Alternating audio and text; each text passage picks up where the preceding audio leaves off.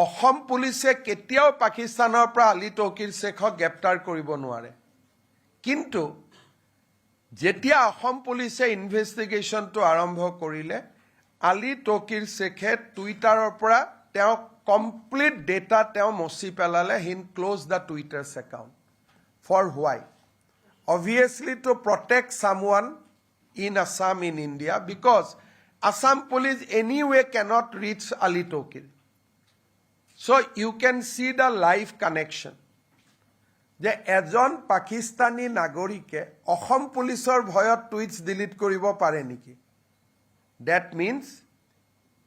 তেওঁ কাবাক ৰক্ষণাবেক্ষণ দিব খুজিছিলে now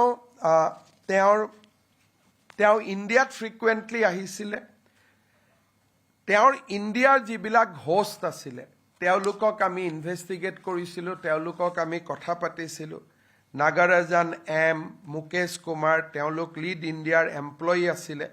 তেওঁলোকে আমাক তেওঁলোকৰ ব্যক্তিগত অনুভূতি দিছিলে যে Ali Tauqir Sheikh held a vigorously anti India world view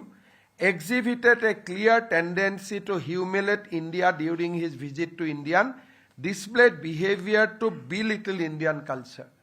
ইয়াত তেওঁ যিবিলাক হোষ্ট আছিলে দুজন হোষ্টক আমি কথা পাতিছিলোঁ নাগাৰাজান আৰু মুকেশ কুমাৰ দুইজনে আমাক কৈছিলে যে আলী তৌকিৰ এণ্টি ইণ্ডিয়া ইণ্ডিয়াৰ কালচাৰৰ এগেইনষ্টত বহুত বেছি বেয়াকৈ কমেণ্টছ কৰে আৰু তেওঁৰ গোটেই বিহেভিয়াৰটোৱে ভাৰতক হেয় প্ৰতিপন্ন কৰা